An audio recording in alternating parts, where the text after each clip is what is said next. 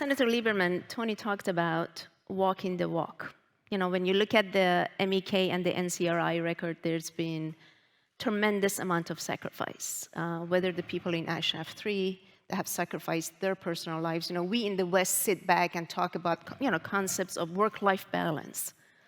Well, talk about dedication that we see in Tehran by the Ashraf 3 residents, that it is 24/7 focusing on bringing this regime down.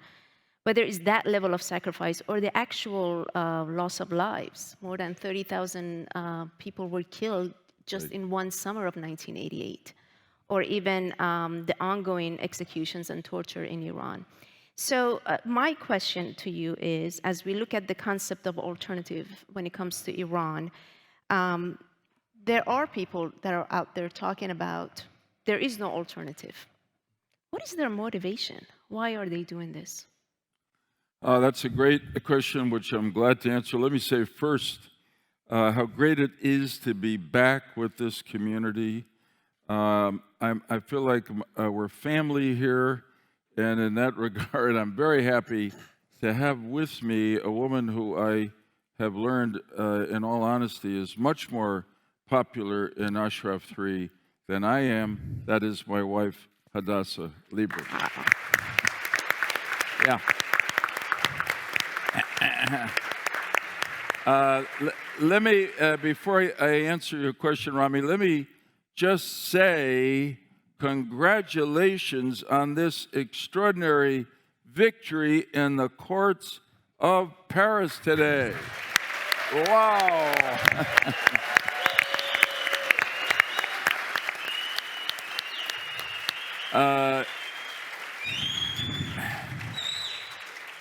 As I'm sure many of you know, certainly the Americans who are here, Reverend Dr. Martin Luther King famously said that the moral arc of the universe often bends slowly, but it always bends toward justice.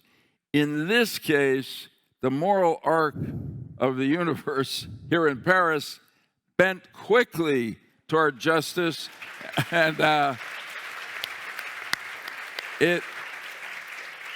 it is only because the NCRI MEK, faced with the demonization of the regime in Tehran, the threats and pressure that they issued and sent forth to the government here, that the NCRI said, we will not be deterred. We will not be deterred. We will go to court and challenge the legal system of this country. Liberté, equality, fraternity, with the emphasis on liberté. How could you possibly in France prohibit a group of people from peacefully demonstrating in the public square? And that persistence on behalf of a principle, fearless, exactly what you said, was rewarded by the courts here, the judge here in Paris. And may I say this, you gave the French and France an opportunity to return to the high ground. You made this country better than it was for a short while when they banned that rally. Amen. And I can just see the frustration and anger in the halls of power in Tehran. Oh, Raisi's probably slamming the table. We should have had better lawyers or whatever it was. Anyway, a victory for freedom in Iran, a victory for freedom in France, and an extraordinary setback for the tyrants in Tehran. So let me talk a little bit about the allegation, which comes mostly from the government in Tehran, that there is no alternative to the government. So the U.S., the West, everyone else has to compromise with them. Incidentally, that is exactly the message that Adolf Hitler gave out in the 1930s that brought Chamberlain to Munich to make that weak pact that really led to World War II. The history cries out to us not to repeat that again. But I want to say that beyond the question of is there an alternative, there is the question that the regime raises, which is, do we need an alternative? The fact is that, as they would allege and try to get people to believe, this regime is forever. Well, history tells us no regime is totalitarian as this will ever be forever. That's what they said to the American freedom fighters in the 18th century. How can you possibly liberate yourself from the most powerful empire in the world, Great Britain? And they said it also, as Bob Torricelli mentioned, to the people in the Soviet Union. How can you possibly expect to liberate yourself from this extraordinary power? And the lessons of history go on and on like this.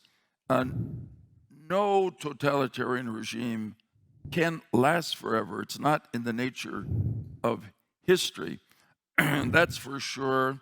And I will tell you this as an American whose founding values call on us to support freedom wherever we can in the world. It's right there in the Declaration of Independence.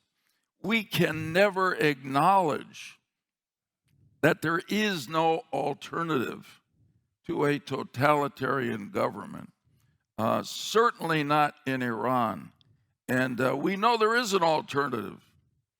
It is the people of Iran. It is a democratic republic, a government of the people, by the people, and for the people. And Iran is closer to that today than ever before, because the regime is weaker than it's ever been before. The sanctions are hurting. The demonstrations after Mahsa Amini's killing by the so-called morality police are the broadest ever against this regime of the mullahs. Their alliance with Russia, supplying weapons to the Russians to use against the Ukrainians, has awakened so much of the world to their evil, including the governments here in Europe. So they're at their weakest. And there will be a need for an alternative. And there's a need for an organization to lead the way to that alternative. And of course, it is the NCRI MEK.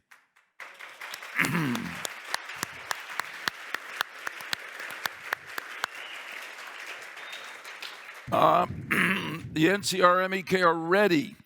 I don't think that there has ever been a group of rebels to tyranny that has ever been as prepared to lead the transition to freedom as people in this movement are. The NCRI and MEK have earned the right to lead the transition to a democratic republic because they have fought consistently for a singular principle, and that, whether it was against the Shah or against the mullahs, and that is freedom for the people of Iran. And as Rami's question suggests, they have done so with a single-minded devotion. It has been the priority focus of their lives. Many thousands have given their lives for this cause. They have earned the right to lead this transition, but that's not enough. Often in life, we don't get what we have earned. The MEK NCRI is ready. There is a transition plan. The plan calls for elections by the people within a limited period of time to elect a constituent assembly, which will then adopt a constitution and elect leaders of the country. No one else has that plan, and the NCRI is ready to implement it. The other demonization that the regime employs against their opposition is that there's no unity. Well, the first thing is the NCRI is itself a constituent assembly. It's a unified organization of opponents of the regime. And Mrs. Rajavi, the leadership has been very clear that they will welcome anyone else to this cause, to this fight for freedom, which is to liberate the people of Iran and move to a democratic, free republic in the country that you are calling homeland.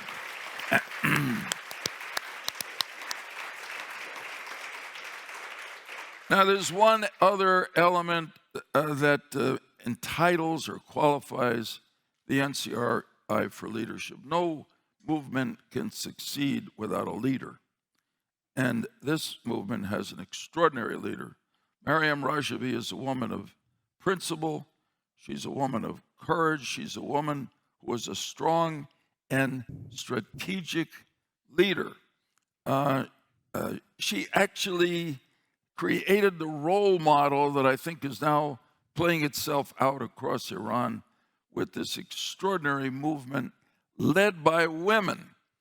Well, the NCRI has been led by a woman for a long time, and that woman is more ready than anyone else to lead the transition to freedom in Iran. That's great. Thank you. Thank you so much. Now I'll say just a final word, and I take the liberty of speaking for the American delegation that is here, a broadly diverse, bipartisan. We're here because we believe our national values require us to be here, our belief in freedom. We're also here, secondarily, because truly no government in the world threatens the security of the United States of America or has killed more Americans than the tyrants in Tehran. So for reasons of our national security and our values, we are here with a sense of commitment. And we will not yield, as you will not yield, until we hold a gathering of this kind in freedom and triumph in the city of Tehran with a new free government. Excellent.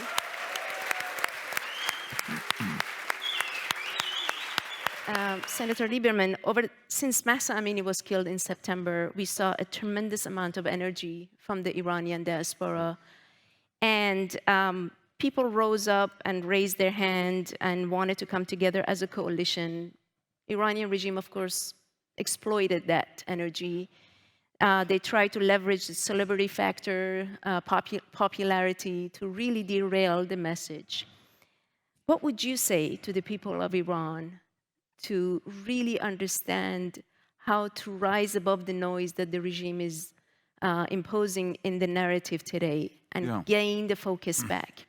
Okay, I appreciate the question, and it's really important because though we come together again here in Paris this time, in part to fortify each other in our belief and work for a free Iran, really the heroes are the freedom fighters in Iran.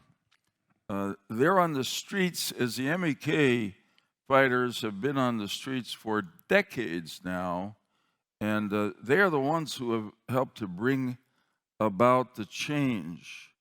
We're here to say to them, we're with you. As difficult and dangerous as what you're doing, we are with you, and we will continue to be with you. And please know that you are making progress. We talk about the NCRI. I said that the MEK has done more work on the ground than any other single organization against this regime and against the Shah for more than 4 decades. But the NCRI has put together a unique and unequaled organization globally, both of Iranians who are no longer in Iran and of people of all nationalities who've been brought to the cause of a free Iran. The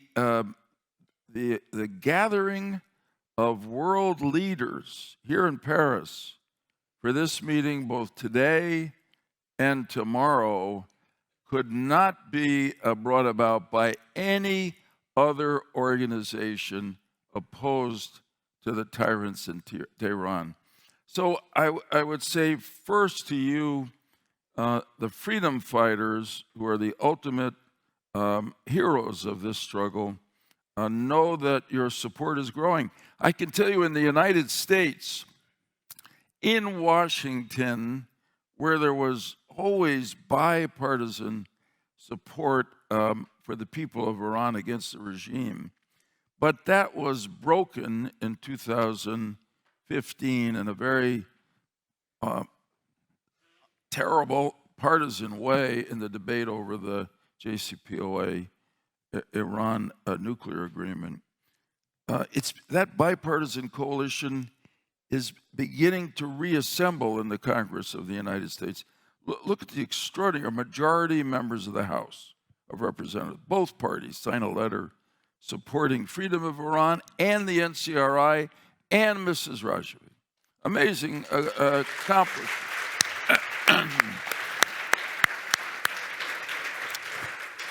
Last week, 26 senators of both parties, including 7 Democrats who voted for the JCPOA in 2015, wrote a very biting direct letter to President Biden, appealing to him essentially, don't make a bad deal in Oman. Don't think you're going to call something an understanding, because what we really should be doing, they said, is deterring and and containing or leading to the weakening of the regime in Tehran. So I say to the people in Tehran who are fighting for their freedom, don't lose heart. I know you won't, really. You fight 24 hours a day. Believe in the inevitability of your victory, and know that you frighten the government of Iran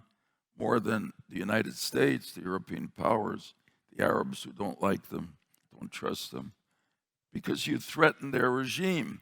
I am the chair of a group called United Against Nuclear Iran. I was talking to somebody recently who said about this work to stop their nuclear program, which of course is in the 10-point plan of NCRI and Mrs. Rajavi.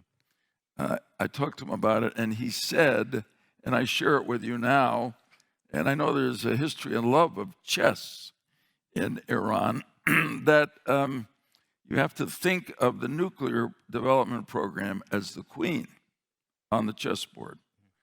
And but the regime is the king. And the king will only give up the queen, the nuclear program, if the king, the regime, feels that its survival is threatened. Well, dear friends, the freedom fighters, the MEK, those who came into the streets in response to the murder of Mahsa Amini, the NCRI, the MEK, Mrs. Rajavi, you are going right for the king. And they know that, and that's why they fear you, that's why they attack you, that's why they demonize you. But honest to God, they will never stop you and us until they are gone and you are free. That's right. Thank you. Thank you so much.